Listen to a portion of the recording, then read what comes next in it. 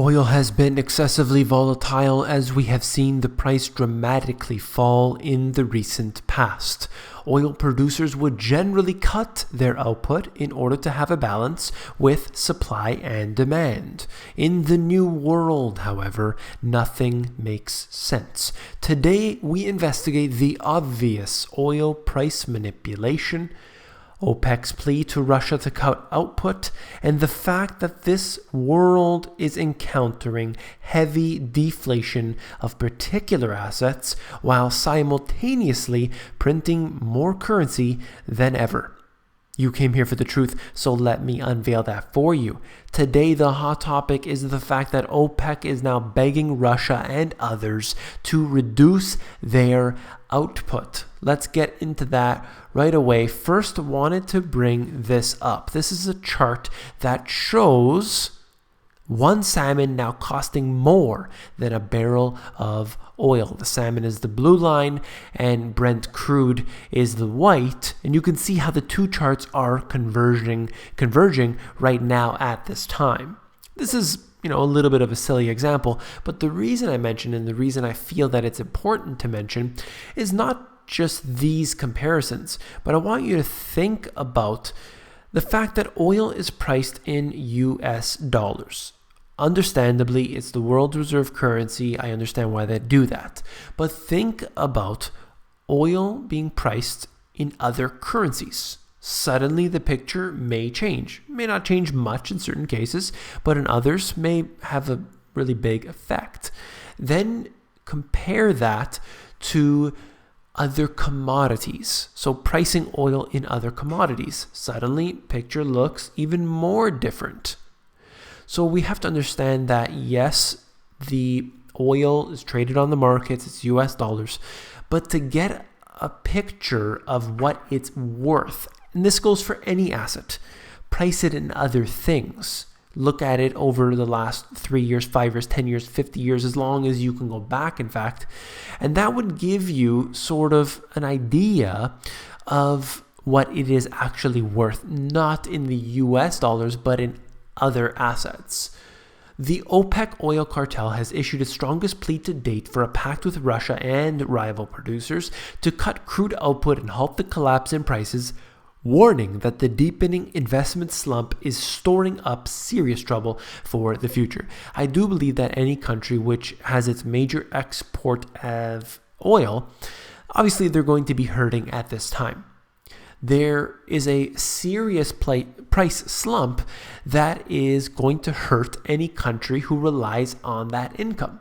OPEC's oil secretary general said the cartel is ready to embrace rivals and thrash out a compromise, usually how it goes, following the 72% crash in the prices since mid-2014. We've seen how serious the decline has been, and if that was a stock market, they would call it a recession, they would call it a crash or a collapse, but because it's in a particular commodity, they don't have to say that.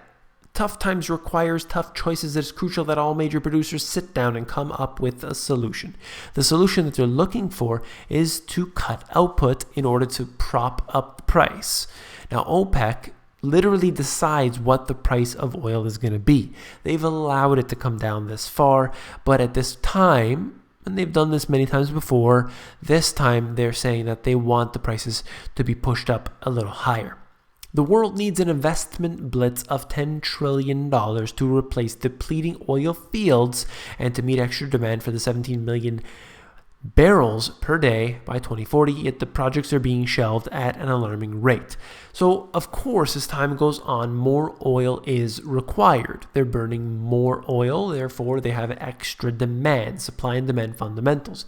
But even so, the price has continued to decline. It's a little difficult to understand sometimes, but of course, this is the topsy-turvy world that we live in.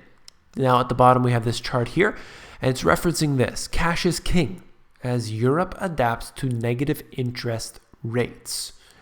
Very interesting. A lot of cash is really in circulation at this time. The ECB balance sheet banknotes in circulation year over year over year. It's increasing. Europe's ATMs worked overtime in 2015. That's €1 trillion of banknotes were in circulation, almost double the value of 10 years ago.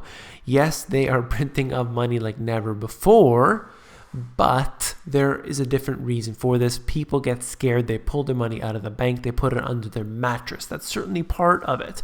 I will interject at this time and just say that a lot of people ask me, is cash a good thing to have? The short story is that in a collapse, I do believe, whether it's particularly in a hyperinflationary or inflationary scenario, which we certainly will encounter at some point, I do believe that cash, obviously long-term, bad idea. But there could be this temporary window where cash becomes extremely valuable. And in that case, cash is a good thing to have. But for your savings, absolutely not. Think of it as an emergency. Now look at this. Debt increased 8 trillion. Look how many digits there are there. Trillion in Obama's first 7 years. So could they hit even 10 trillion by the time his term is over? It's quite possible. Debt increasing, basically doubling in a short order. How in the world was this possible? But we've seen it taking place right now. Every single method to increase the debt, they've done that. Every single thing that they've been able to do, they've gone ahead and done that successfully. They've increased the debt successfully. That is what they're trying to do, and they're doing it well. This is from my book. The U.S. government is already running a budget deficit that is approaching $1.5 trillion every year, and that number is increasing annually. They're adding trillions of dollars to the deficit every single year. It's increasing. It's not decreasing. Whenever they talk about budget cuts, they're not talking about reducing the amount of debt that they have.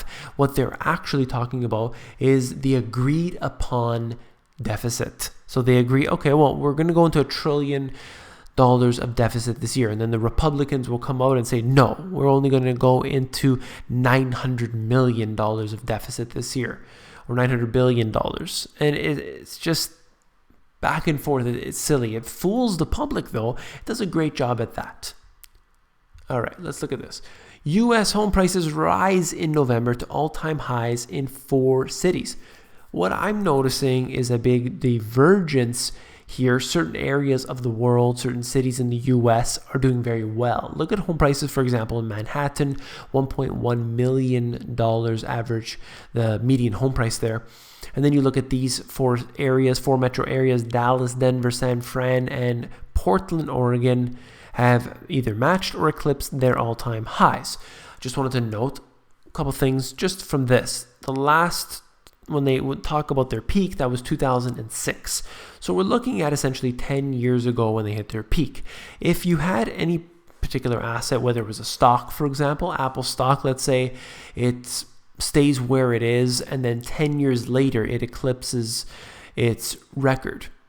What then would you say? Would you say that, well, look, it's done so well? Well, not really, because it took 10 years to get back to where it was. That's where a lot of the stocks are, in fact. Of course, there's been new things developing over the last 10 years. You have companies like Facebook, which didn't have a stock ticker at the time. So how do you compare it? It's challenging in certain ways.